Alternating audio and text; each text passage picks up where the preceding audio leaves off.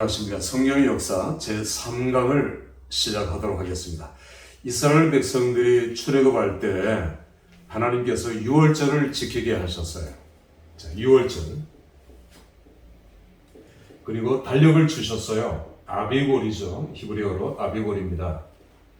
그래서 이건 태양력과 다르고요. 우리나라도 24절기를 가지고 음력입니다. 음력. 아마 이제 나라마다 달력들이 조금씩 차이가 날 수 있겠지만 이스라엘은 신앙력이에요. 신앙력. 또 다른 말로 표현하면 하나님의 구속사, 구원 역사, 구원 달력입니다. 구속사 달력이에요. 그래서 아비월, 정월, 이제 6월절 정월입니다. 정월 10일날, 정월 10일날. 우리 달력으로는 3월 10일이 되겠죠. 3개월 차이가 있으니까 정월 10일 아비골로 정했고요. 바벨론 포로 이후에는 아람어로 해서 이제 니산월이라는 단어를 쓴다고 했죠. 10일. 그리고 4일 후에 14일 날 이제 6월절이죠. 하루입니다. 하루. 6월절을 지키는데 이날 이제 양을 잡고 솔주와 임박, 예를 들어서 문솔주 이렇게 되어 있죠. 문솔주. 건물을 떠받들고 있고 문이 이렇게 있으면 문을 떠받들고 있죠. 이 솔주가 없으면 내려앉죠. 솔주와 임방, 좌우 임방이죠. 좌우 임방. 마치 십자가 두 개를 상징하는 피를 묻히고 이걸 이제 넘어가는 자마다 살리라. 그래서 히브리어로 페사흐예요. 페사흐는 영어의 패스입니다. 패스. 지나가다. 죽음이 지나가는 거고. 그리고 6월절을 지키지 않았던 애굽을 하나님이 심판하셔서 모든 장자를 치셨고. 이게 6월절이죠. 그러니까 6월절은 새로 내가 너희를 구원했다. 내가 너희를 구속했다라고 하는 달력이에요. 첫날이고요. 물론 6월절의 의미는 6월절 어린 양, 이 표현이 요한계시록까지 이어지죠. 그래서 구속사적으로 6월절 어린 양은 예수 그리스도를 가리키는 타이폴로지입니다. 그림자죠. 모형이라는 말입니다. 그래서 출애굽하게 되는 14일 날 이제 이날은 유교병을 준비하고 무교병, 우슬초를 바르고 쓴나물을 먹고 그렇게 해서 출애굽을 시작해서 15일날 14일 6월절을 지키고 15일날 람세스를 출발해서 마를 건너 엘림에 도착했어요. 엘림. 자, 엘림에서 휴식했죠. 충분히 휴식을 취했습니다. 그 다음에 도착한 것이 르비딤입니다. 르비딤. 물이 없죠. 또 물이 없으니까 또 원망이었어요. 이스라엘 백성들의 컨셉은 원망, 불평, 짜증. 오늘 우리가 하나님을 믿지 못하고 하나님에 대한 신앙이 없으면, 그러니까 출애굽한 백성들이 믿음이 있는 사람들만 출애굽해서 나온 게 아니거든요. 대부분은 열재앙, 하나님의 능력을 보고 애굽의 우상, 애굽의 술사, 박사들보다 이건 비교할 수 없을 정도로 모세, 탁월하고 위대하다.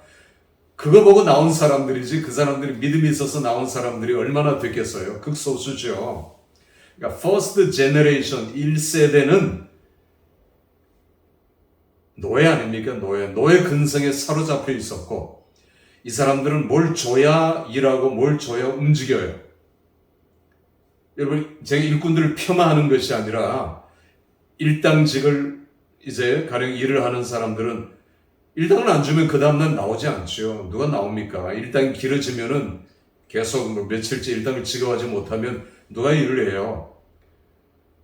그 주인의 멱살을 잡고 흔들죠. 있을 수 없는 일 아닙니까?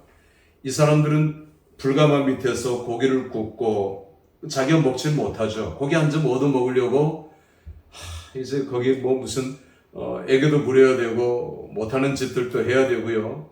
노예살이 430년 동안, 물론 430년이 다 그런 건 아니죠.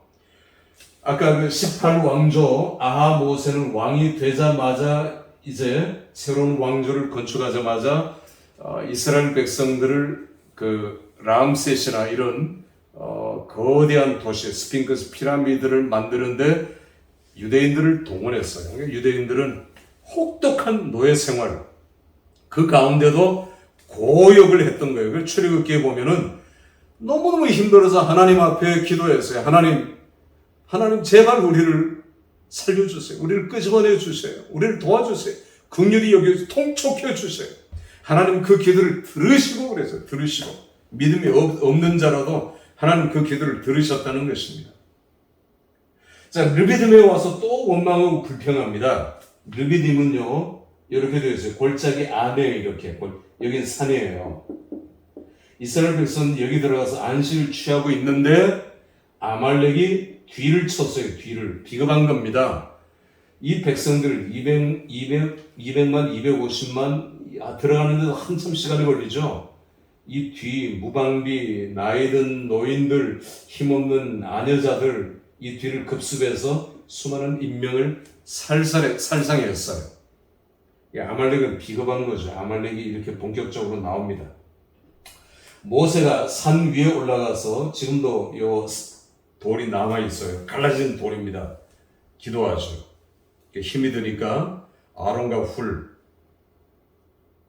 옆에서 돌을 놓고 떠받들고 모세는 하루 종일 팔이 내려오지 않고 하루 종일 이 아말렉을 쳐서 이기죠. 아말렉은 낙타를 타고 말을 타고 아주 그 정광석화같이 베두인족입니다.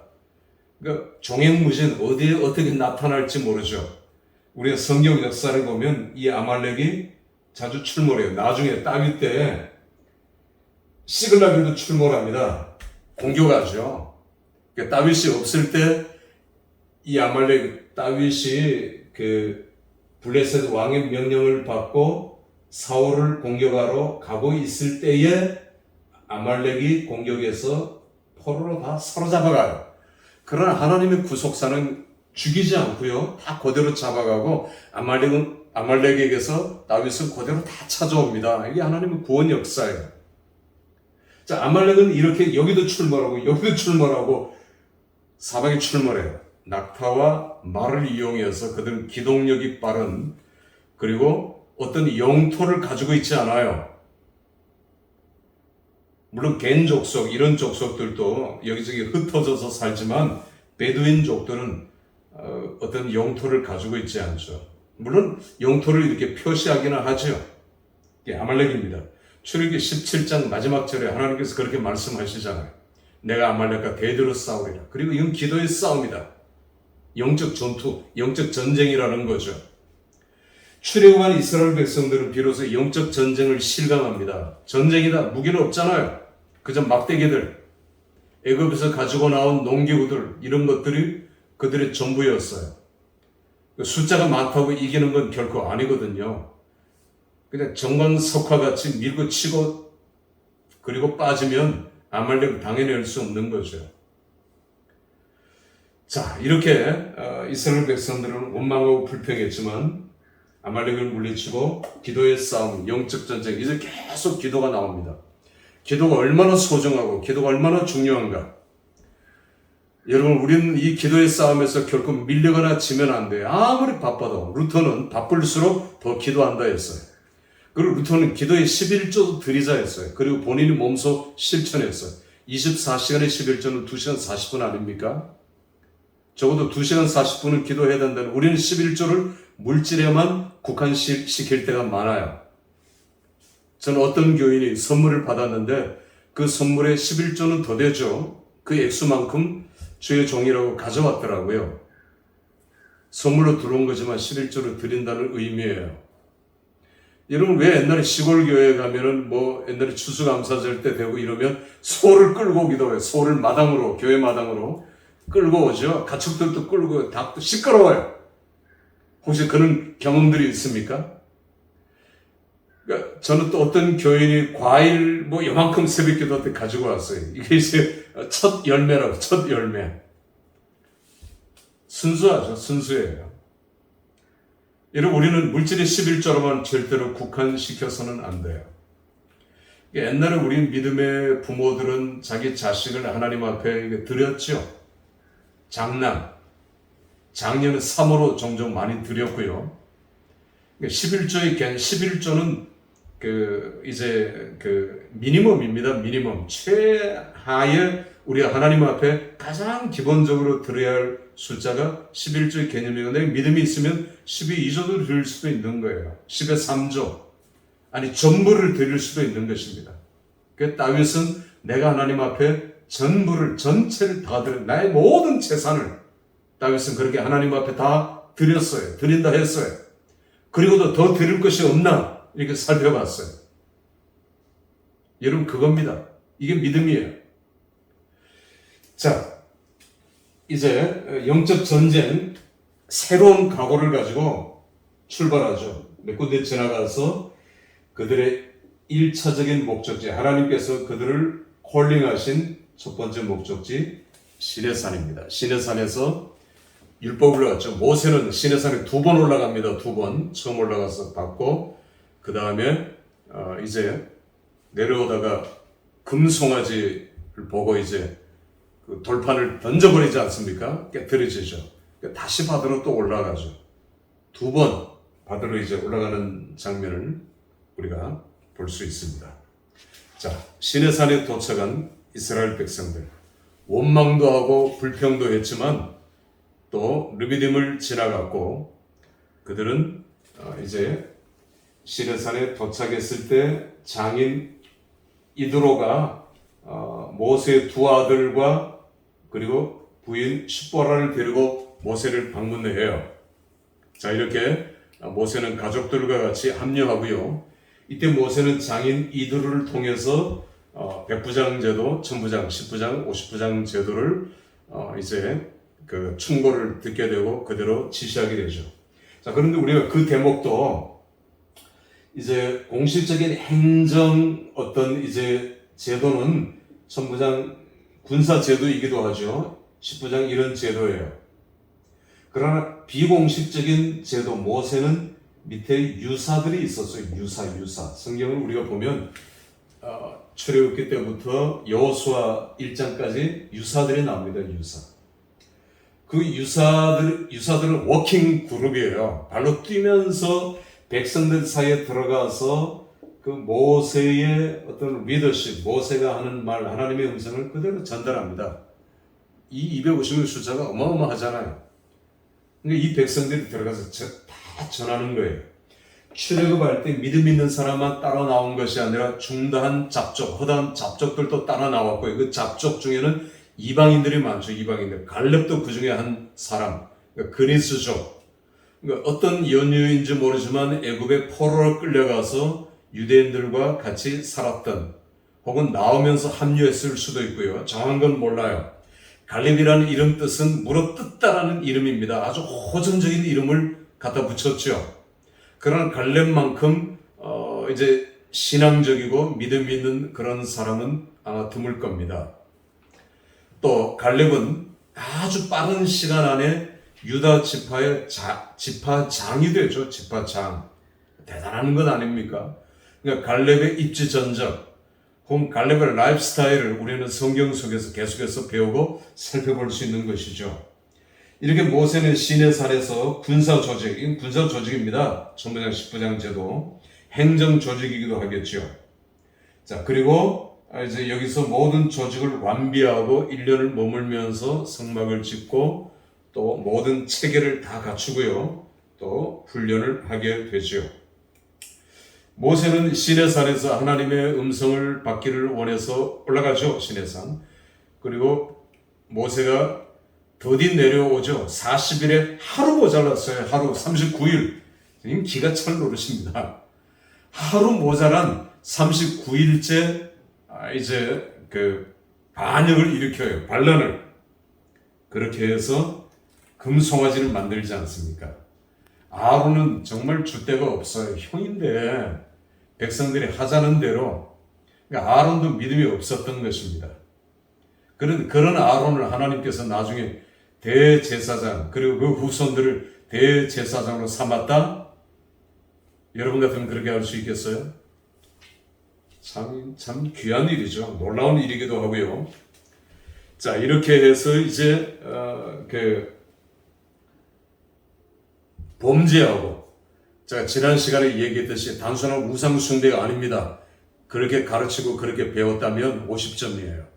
언약 파괴. 왜? 이 언약을 하나님과 체결할 때 그 제의적인 절차가 번제와 화목제라 했죠. 번제 하나님 앞에 다 태워드리고, 화목제 하나님과 화목하는, 이제 먹는 걸 통해서, 성찬을 통해서 나누는 제사, 화목제, 제사장에도 드리고요. 그러니까 그걸 한 거예요. 금송아지. 이 금송아지는 계속해서 꼬리를 물고 북이스라엘까지 나중에 이어지는 걸 우리가 보게 돼요. 역사가 너무 오래되는 거예요. 애굽의 오시리스, 소를 섬기는 신부터 금송아지를, 금으로 된, 애굽에서 가지고 나온 자기가 아꼈던 집안의 가오, 그런 금 패부치들, 반지, 목걸이 다 빼다가 갖다 바쳤잖아요. 악을 행하는 일에, 하나님을 대적하는 일에. 교회도요, 성도들도 은혜가 떨어져 버리면 그렇게 합니다. 할 수 있어요. 그래서 은혜를 늘 유지해야 돼요. 우리 각 개인부터 자기 자신의 약점을 알고 있죠. 기도가 부족한 사람, 물질에 약한 사람. 사탄은 기가 막힙니다. 물질에 약하면 교묘하게 물질을 통해서 사탄은 역사하고요. 인정에 약하면, 이성에 약하면 사탄은 우리의 약점을 우리 자신보다 너무 잘 알고 있어요. 치열한 영적 전쟁, 영적 싸움이라는 것을 망각해버리면, 첫 번째는 하나님의 구원 역사, 그리고 영적 전쟁이라는 사실을 망각하면 우리는 너무너무 쉽게 넘어지고 시험에 빠져요. 사람이 미운 겁니다. 그런데 그렇지 않잖아요. 사탄이 그 사람 역사하잖아요. 그런데 그 사람 배후의 역사는 사탄을 미워해야죠. 그러니까 우리가 그 사람은 얼마든지 용서할 수 있어야 됩니다. 그런데 이게 가능합니까? 오늘 제가 설교는 이렇게 하지만, 오늘 제가 가르치는 건 이렇게 하지만, 이게 쉬운 건가요? 임파서블한 거죠. 그래서 우리는 엎드려야 돼요. 내 자신을 낮춰야 되고요. 회개해야 되고요. 하나님의 구원 역사를 목도할 줄 알아야 되고요. 그리고 하나님이 어떻게, 그러니까 지금은 뭐 개망난이고 지금은 엉망이지만, 그러나 이 사람도 하나님께서 뒤집어서 다시 들어 쓰실 수 있다는 말이에요. 이걸 우리는 인정할 수 있어야 돼요. 하나님의 구속사를 믿는다면 이 사람이 9시 뉴스에 나와서 무리를 일으키고 또 하나님을 망신시키기도 하지만, 그러나 하나님께서는 또 이 사람을 들어 쓰실 수, 이 사람이 회개하고 돌이켜서 이 하나님의 구원 역사를 우리가 믿는다면 절대로 우리는 사람을 함부로 대할 수가 없는 거예요. 그러니까 박효진 장로 같은 분은 사형수도 전도하는 거죠. 그 사람도 구원을 얻게 하기 위해서 결국 그런 사람들이 많이 돌아오잖아요. 극적인 순간에 하나님 앞에 돌아와요. 그 사람들이 사형이 두려워서 그럴 수 있지만 그 두려움 속에도 하나님이 역사하시는 거죠. 그러니까 하나님의 구원 역사를 우리가 믿는다면 겉으로 볼 때는 엉강같이 혹은 도도히 흘러가는 강물같이 보여지지만, 엉강 밑을 도도히 흐르는 강물이 결국 바닷물로 흘러 들어가는 것 같이 하나님의 구원 역사. 사막에도요, 골짜기를 파면 물이 나올 수 있어요. 겉으로 볼 때는 사막입니다. 그러니까 이스라엘을 방문하다 보면 산이지 않습니까? 겉으로 볼 때는. 그런데 산 꼭대기에 물이 나와요. 제가 군대 생활할 때 산 꼭대기에 우물이 있단 말입니다. 물이 터져나와요. 자연물이죠, 자연물. 그래서 산 꼭대기에 호스를 이렇게 대고요. 이제 오피는 조금 내려와서 있습니다. 몇십 메타. 물을 이렇게 받아서 그걸 식수로 이렇게 사용을 해요. 그 물이 말라버리면 물통들을 다 짊어지고 병사들이 산 밑에 내려가서 이 물을 이제 짊어지고 10통, 5통 짊어지고 일주일에 몇 번씩 눈이 와서 다 쌓여도 올라오다가 미끄러지고 넘어지고 변절 다 하죠. 그래도 그걸 해야 돼요. 그런데 놀랍게도 산 위에 우물이 많이 있어요. 이게 산이 이렇게 있으면 이게 물의 근원이 밑에 이게 수맥이 어디로 어떻게 흐르는지 몰라요. 참 놀라운 것입니다. 그러니까 마지막 결론은 우리가 하나님의 구속 역사, 구원 역사를 보자. 이걸 볼 줄 알아요. 두 번째는 영적 전쟁, 영적 싸움, 영적 전투라는 걸 잊어버리면 사탄의 계략에 빠져버려. 얼마나 많은 교회가 넘어집니까? 얼마나 많은 교회들이 싸웁니까? 안 싸우는 교회가 없을 정도로 교회는 계속해서 싸워요. 이 두 가지를 모르기 때문에 그래요. 그냥 사탄의 종노릇, 사탄의 하수인 노릇을 하고 있습니다. 그렇게 싸우고 또 나중에 회개하고 후회하게 되죠. 목사님 몰아내기도 하고요. 목사님 조금만 잘못해도, 장로님들이 조금만 잘못해도 물어뜯고, 이게 아니거든요. 자, 이번 강의는 이렇게 마치겠습니다. 수고했습니다.